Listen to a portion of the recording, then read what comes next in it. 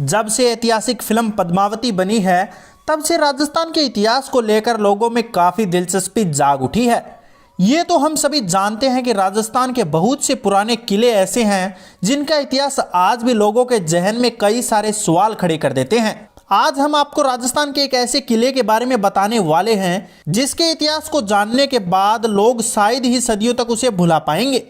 हम बात कर रहे हैं राजस्थान के चित्तौड़गढ़ किले की, जिसे देखने के लिए पूरे वर्ष दूर दूर से लोग आते हैं क्योंकि इसकी बनावट इतनी खूबसूरत है कि विदेशों तक इस किले की बनावट और खूबसूरती का जिक्र किया जाता है। इस किले के एक एक भाग को बारीकी से देखने व समझने के लिए हमेशा पर्यटकों की भीड़ यहाँ लगी रहती है। लेकिन आपको बता दें कि इस किले के एक हिस्से में ऐसा रहस्य भी है जिसकी वजह से उस हिस्से में जाने की हिम्मत आज तक कोई नहीं कर पाया है, और यह हिस्सा है चित्तौड़गढ़ किले का जौहर कुंड, जहां जाना तो दूर कोई ख्याल में भी इस जगह के पास जाने के बारे में नहीं सोचता। और यदि कोई बहुत हिम्मत करके इस कुंड के पास जाने की कोशिश करता है तो वो असफल हो जाता है। तो आइए इस वीडियो में हम आपको बताते हैं इस जौहर कुंड के रहस्य के बारे में। इतिहासकारों के मुताबिक इस जौहर कुंड को हॉन्टेड यानी भूतिया यानी नकारात्मक शक्तियों से युक्त माना गया है, जिसके पीछे एक बहुत बड़ी कहानी है जो प्यार, दुश्मनी और एक बड़े बलिदान को बयां करती है। चित्तौड़गढ़ का किला जो अपनी खूबसूरती और भव्यता के लिए तो जाना ही जाता है, साथ ही यह शहर रानी पद्मिनी के बलिदान के नाम से भी जाना जाता है। रानी पद्मिनी जो खूबसूरती की मलिका थी और शायद संपूर्ण इतिहास में इतनी खूबसूरत कोई और रानी होगी, लेकिन इनकी यही खूबसूरती इनके लिए त्याग का कारण बन जाएगी, ये किसी को कहाँ पता था। और यही वजह थी कि रानी पद्मिनी की खूबसूरती उनकी दुश्मन बनी, और तब चित्तौड़गढ़ के इतिहास के पन्नों से जुड़ा एक काला पन्ना राजा गंधर्वसेन और रानी चंपावती की बेटी रानी पद्मिनी, जो चित्तौड़गढ़ की रानी थी, बचपन से ही उनके माथे के तेज और खूबसूरती के चर्चे हर जगह होते थे।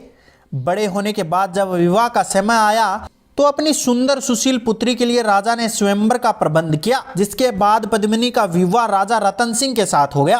राजा रतन सिंह काफी शूरवीर योद्धा थे, उनकी पहले से ही 14 रानियां थी। ये दोनों राजा रानी खुशी के साथ अपनी जिंदगी बिता रहे थे। तभी कुछ समय बीतने के पश्चात अलाउद्दीन खिलजी की रानी पद्मिनी पर बुरी नजर पड़ गई और वो रानी पद्मिनी से विवाह करना चाहता था, और इसके लिए उसने राजा से युद्ध करने का फैसला कर लिया। और इस युद्ध में उसकी जीत हुई और राजा रतन सिंह की इस युद्ध में पराजित हुई और वो वीरगति को प्राप्त हो गए।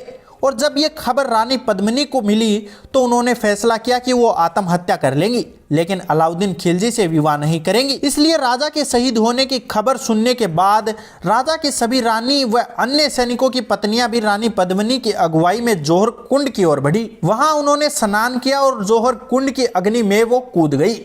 इतिहासकारों के अनुसार इस कुंड में छलांग लगाने वाली सबसे पहली रानी पद्मिनी ही थी। इसके बाद एक एक करके राजा की सभी रानियां और शहीद सैनिकों की पत्नियों ने जौहर कुंड में कूदकर अपनी जान दे दी थी। जैसे ही सभी रानियां इस कुंड में कूद गई थी, उसके बाद अलाउद्दीन खिलजी के सैनिक इस दुर्ग के अंदर आ गए थे। उन्हें जौहर कुंड से चीखने की आवाजें आई, लेकिन वे इस कुंड के पास जाने से असमर्थ थे क्योंकि इस कुंड से बहुत तेजी से अग्नि की लपटें निकल रही थी। रानी पद्मिनी के इस बलिदान के बाद से ही राजस्थान में जौहर प्रथा काफी प्रचलित हुई, जो ठीक सती प्रथा की तरह ही है, लेकिन इसका प्रयोग तब किया जाता था जब कोई राजा अपने शत्रु से युद्ध में शहीद हो जाए और अपनी आन बान और सम्मान को बचाने के लिए महल की स्त्रियां कुंड की अग्नि में खुद को न्यौछावर कर देती थी। आज भी इस कुंड के पास कोई नहीं जाता क्योंकि चित्तौड़गढ़ के इस किले के जिस जौहर कुंड में रानी पद्मिनी ने छलांग लगाई थी, आज उस कुंड की ओर जाने वाला रास्ता बेहद अंधेरे वाला है। और यहाँ तक कि इस कुंड की वो रास्ते की दीवारों में आज भी कुंड की अग्नि की वो गर्माहट महसूस की जा सकती है। इसलिए इस जगह को नकारात्मक शक्तियों से पूरित माना जाता है, और जो कोई भी इस कुंड के करीब जाने की कोशिश करता है उसे बेहद आपत्तिजनक एहसास और घबराहट का सामना करना पड़ता है। तो रानी पद्मिनी के जौहर कुंड के रहस्य का ये वीडियो आपको कैसा लगा, आप हमें कमेंट करके जरूर बताएं, और अन्य ऐसे ही वीडियोस देखते रहने के लिए आप हमारे चैनल को सब्सक्राइब जरूर कर लें।